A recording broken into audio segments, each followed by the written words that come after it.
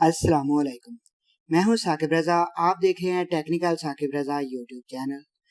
दोस्तों, आज की वीडियो में आपको बताऊंगा इक्तिसाब कार्ड के अंदर जो आपका बैलेंस पड़ा होता है उसे आप कैसे यूज़ कर सकते हैं।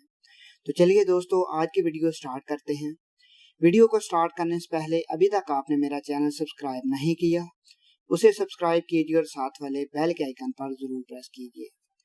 दोस्तों, आपने इक्तिसाब एप्लीकेशन जो है इंस्टॉल कर लेनी है। इंस्टॉल करने के बाद आपने उसे ओपन कर लेना है।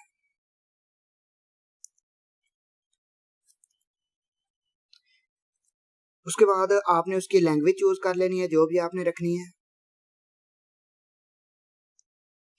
उसके बाद आपने इसे लॉगिन कर लेना है। तो मैं इसे लॉगिन कर लेता हूँ। ईमेल एड्रेस और पासवर्ड लिखने के बाद नीचे आपने लॉगिन के बटन पर प्रेस करना है।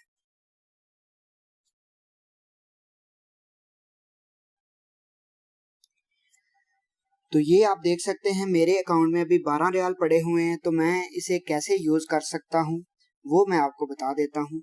आपने जब भी अथेम में जाना है, अथेम मार्केट में, उधर से जो भी आपने शॉपिंग वगैरह करनी है, जब आपने पैसे वगैरह पे करने हैं उससे पहले आपने इस एप्लीकेशन को ओपन करना है और इसे लॉगिन करना है।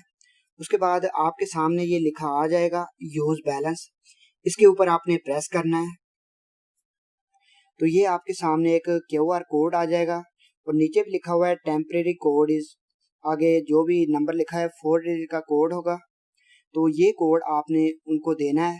तो आपका जो भी बैलेंस इसमें पड़ा होगा वो यूज हो जाएगा।